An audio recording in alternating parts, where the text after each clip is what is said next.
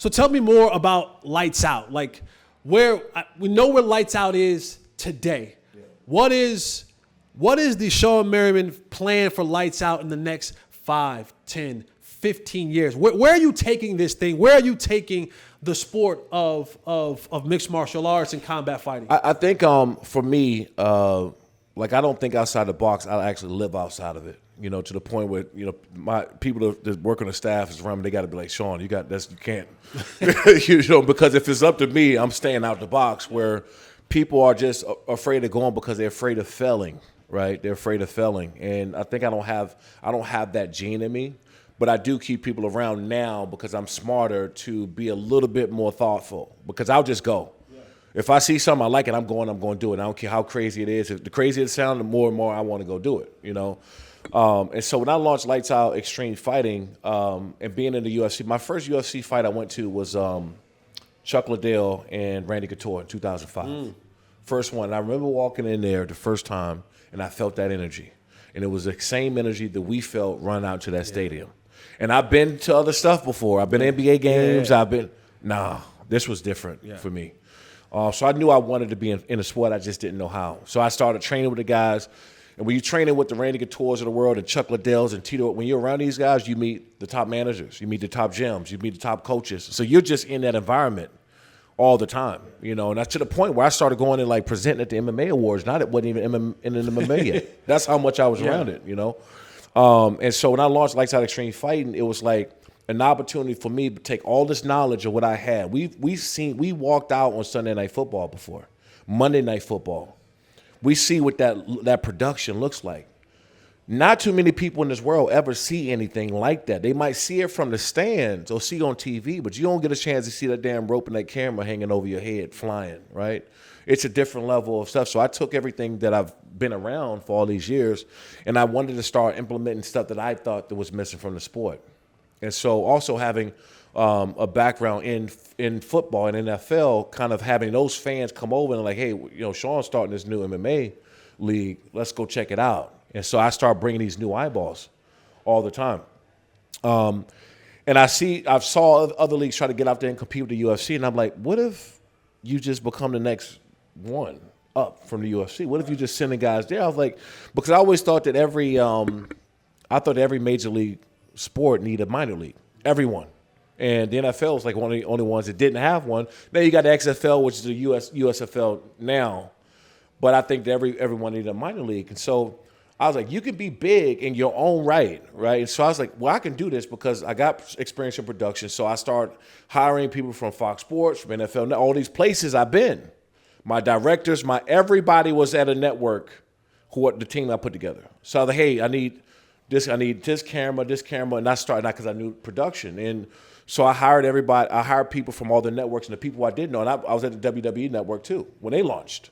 So I had my producer of my very first show was at WWE for like 25 years. So I called him and I said, hey, I need you to come. So we jumped out the mix. And when I first did our first show on Fox Sports West and Prime Ticket, it was a regional Fox Sports deal. Like we tied the Anaheim Ducks in viewership. And when people saw it, it looked like a promotion, it looked like an organization been around for a long time because I had experience in production. So that's when, and I don't know if how much you have that, but we get this a lot as being athletes. You're only known as one thing. Yep. And so people are so surprised when you can do other shit, and you can do other shit better than them or better than another person. But you have to, I feel like we're always in a position where you got to do something extravagant just so you get that same respect. So everything that I started doing real big. It had to be the best production. Right, it had to be the best people working. We had the best up and coming fighters. Yeah, everything had to be the best, just so somebody can say, "Man, yeah, that's he's not a football player anymore. He's that." So I had to go overboard in everything that I was doing. I had to be perfect in everything I was doing because if not, it was like, "Oh, yeah, the football players trying to come over here and do that." And it's like, no. I actually understand production. I understand this business, and I put this team together of matchmakers and all these people. I brought all these people in, and so I think for me, man. It was the ability to not have to go through certain levels because we all got ideas, but we got to go check with other people to get in order to push them through. So I got to a point where I got kind of tired of that too, where I was giving up my ideas, I was giving up my time and doing all this other stuff, but I had to, when I wanted to pull the trigger and get something done, I couldn't do it because I was at somewhere else. Right. So that was one of the main reasons why, I kind of got into the sport, but also the growth that we've had in the last couple of years has just been insane. With success, with growth comes those failures. Yeah. And I think you can't tell the success story to people. And I don't think you could stand on the success story but also out letting folks know, boy, that right there was where I effed up. What was, when you look back just over, and it could be career wise, but it could be business wise. What was one of those moments where you were like, yeah, I effed that one up. That was a major failure there. I think we just talked about, the camaraderie and stuff in the locker room, right? And we think that everybody have a code of ethics.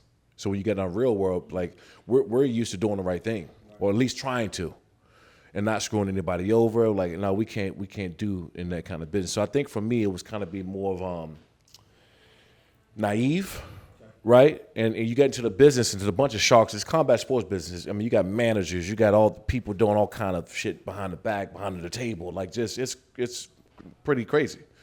And so, I got in bed with guys early on who I trusted, who I thought was doing the right thing. I had partners originally in the company, and then now I don't, obviously. Right. But I think for me, is thinking that somebody was going to work and put in what I put in and do the right thing always. Because you don't do that to your partners, you don't do that to people, right? Because I don't do business that way. Because I believe I'm going to win anyway, so I ain't got to screw you over, So I think that was probably the biggest mistake, and not really understanding my access to stuff that they didn't have, and just really trusting, man. So it was quick. It was like a year's time. It wasn't, yeah. So, and forgive me for asking this question, but I gotta ask it because your mentality and the place that you come from, culturally, the sport that you played, the position that you played, when you have those moments of it's aggression. Yeah, it's. Oh, it almost got there. It's aggression because you wrong me in the world that I come from. You wrong me, I put hands on you, and that's how we make this right. So in the business world, I mean, I'm sure you got long lawyers on retainers, and they good lawyers, but it's that balance of I'm a businessman now. How do I conduct myself when I want to reach across this table and smack fire out? No, it still happens. I mean, you don't never get away from it. I think that we need to. You have to realize at some point that, if you do that, you're not playing the smart man's game. Because if they're going to try to get over and you do something, they're going to do it in the courtroom. They're not going to do it physically because they want you to get physical, right? And so, you surround yourself. I got a great team of people. Man, you're right. I got some of the biggest lawyers in the country.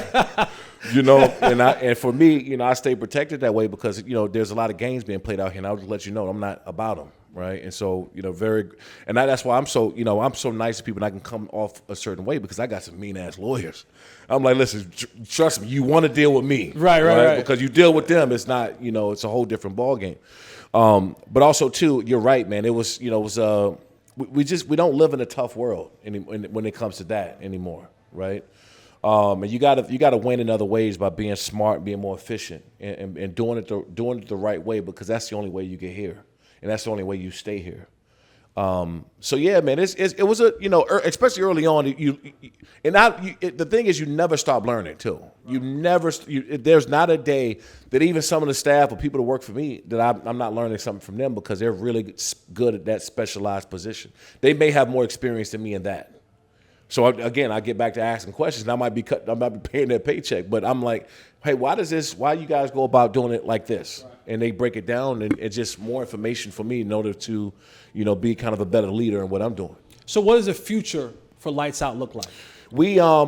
For me, I look at us as an incubator, right? We're not trying to be the UFC. We never want to be them. In fact, we want to be able to do some things that the UFC can't because they're so big, right? When you got shareholders, when you get into that world, it's about X's and O's and decimals and numbers. Yeah. And so the quarterly, you got to hit certain points, and now they bring in these metrics. And when you want to do something to kind of change the sport or change, you can't do it because there's so many different levels, boards and chairmen and people you got to go talk to. You got to go talk to Mark Shapiro at William and Morris, WME. You got to go talk to Dana. You got to go. You can't go and do these things. So I feel like I'm an advantage. We just launched a couple of things with tech. We put chips in the gloves that measure speed, power punch, G-force, right? So when guys are punching, we got a cool technology, a partnership with Shot Tracker. Shot Tracker has that chip in the NBA basketball, the MLB, PGA, right? And so we can measure speed, power punch. Hey, NFL. Start getting chips in these footballs so we can start knowing these things, where how far the ball is traveling, the speed the ball is traveling, where the ball is actually at on the football field. Is it a first down or not? The old school eye test, we just, the yellow line and we in 25. I think they do that for the theatrics of it, man. Like, if somebody just knew it's the first down in 2 seconds, it wouldn't be as fun. Yeah, man. But we can start being a little bit more precise in these things. Yeah, but I do. So the NFL actually, they have a lot of things going and chips and different stuff in the people don't know, but they're gathering crazy amounts of information. That I do know because I've been around some of the tech involved in that. So with us, we can try things. I have a new sponsorship tech where the sponsors change on the mat. So as you're watching the TV, not changing on the physical mat, but when people are now watching TV, there's a new set of 5 sponsors every fight. Oh, so it comes on. So this is new. Okay. Yes, this is a lot of AI being involved. Again, once we get it right, it's going to be adopted by other people in combat sports. It just will. And so, we look at ourselves as being an incubator to some of these other bigger. When you think about it, in any sport that requires the match, whether that's anything that you can, wrestling, and, boxing, that you can always sell more sponsorships that way. When you know that I can keep changing these things out every single fight. That definitely will be able to. It 100% increased revenue. We've been running tests on it. And that's another thing, too, being in this tech space where I learned a lot over the last couple of years. Machine learning and how they go about certain things. And I got all these people's a whole lot smarter than mine that's around is kind of putting me up on how things go. I just have the ideas, and then I have the people to go out and say, hey, if we put this over here, we turn this, would y'all be able to pick that up the next signal? And they'd be like, yeah, I think we can make it. So again, I don't know, but I have the ideas to go out and do it, and I can execute on it. So for us being an incubator and then having tech and having more people watching our fights, and I just launched Lights Out Sports TV, which is my new free all sports streaming platform. And so it's called Lights Out Sports TV. We're on every smart TV, so every CTV device, iOS, Android. We got 30 different sports in there, over 300 sports movies and documentaries, 17 different live sports. And then we just finished up the Shrine Bowl. We just finished up the East-West Shrine Bowl practice, which is crazy because they've been around 100 years and never live streamed their practice. Never live stream their practice. So, when I first started talking to them, I'm like, I've been watching Senior Bowl live stream practice for years. Why? I said, why don't you have one? And then we got that done. But I think it was one of the best, personally, because obviously you like still being around the game. And I love MMA, don't get me wrong. We got great fighters, and I love being around the sport. But you get a chance to get an opportunity to get that. These guys are going to be drafted, and being around that again, it's a different kind of personal feeling. To be, to have. All right, just a couple more, and I'll let you go. What makes Shawne Merriman happy? I'm a natural builder and creator. I love to work. Mm-hmm. I really, But what brings you joy? What? Yeah, to your core, what brings you? So you okay? Take this for example. If you're a coach and you love coaching. What brings most coaches the most joy and happiness when they go out and coach a player and they go out and make that play to something they told him to do, right? The aha moment, the light comes on. Right, the light comes on. So for me, it's like seeing these things. I was called Lights Out since I was 16 years old. And, no one taught me any of this stuff, anything. They didn't even tell me. I had to find out so how I got bought the naming rights to trademark to Lights Out. I had a buddy of mine who I was hanging out with. We just having some drinks in Carlsbad. It was like a local bar in Carlsbad, and we're sitting there having the drinks. And I'm like 2 or 3 drinks in. I said, "Man, I want to buy the name Lights Out. I was 21.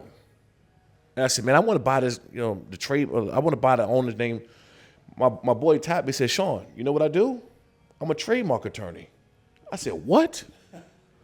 So yeah, we went through the process, and I bought the naming rights from a company called PJ Salvage, which was a big pajama company in California. So anyway, but nobody told me this stuff, right? And so it was always about me being curious enough and going actually, like if I say I'm doing something, it's getting done. Doesn't matter what's going on, it's happening, right? And so just to follow on through and on this dream that I had since I was 16 years old, carried on through even going to securing the name and trademarks, launching my own MMA organization, launching my own network.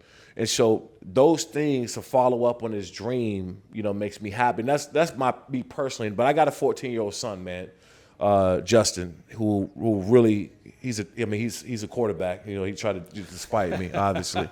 But he's such a great kid, man, a hard worker, and he's number one quarterback in this class coming out of Jersey, and I think he's ranked like top 10 or top 15 in the country right now. But so be able to do all this stuff for him, I was just Patrick Mahomes' quarterback coach was at I forgot, I'm drawing a blank. Apex. Yes. He's at Apex and it's not too far from here. Yes. Yeah. So he came to the Shrine Bowl practice, but my son plays quarterback. Now he's talking to Patrick Mahomes' quarterback. We didn't have those opportunities, right? And so to provide that opportunity in those lanes that wasn't created for me, but I could do it for my son. So when you talk about personal and family and stuff, that makes me happy that I'm able to do that. But for me, man, I don't think there's a level of like I made it that I'll never feel, because I don't have that in me. It's not a level that I'm ever going to stop at. What I'm saying, yeah, it's just I'll wake up as soon as something get done, I'll roll out of bed. I'm going to the gym and I'm starting on that next thing right away. And that's just I've always been that way. So I asked you what makes Shawne happy, what brings Shawne joy. What's Shawne's biggest fear? I think my biggest fear is leaving something on the table. Not going as hard as I possibly can, looking at every option, and then finding out that I could have done something and I left it undone. That's probably my big in everything, not just like business, like in life in general. A relationship I could have mended, something I could have just something leaving on the table that I could have did, because I don't really live with regrets, because everything I do it like full speed. We always talk about you got one speed. That's me. I'm one speed with everything, man. So I think my biggest fear is not trying to do everything possible to make whatever I'm doing successful. And even relationships, like if I can do something, like it can be charity, it can be like, oh man, if I just partnered over here and I could have got these guys, like that stuff always runs through my head. So I think that's probably my biggest fear.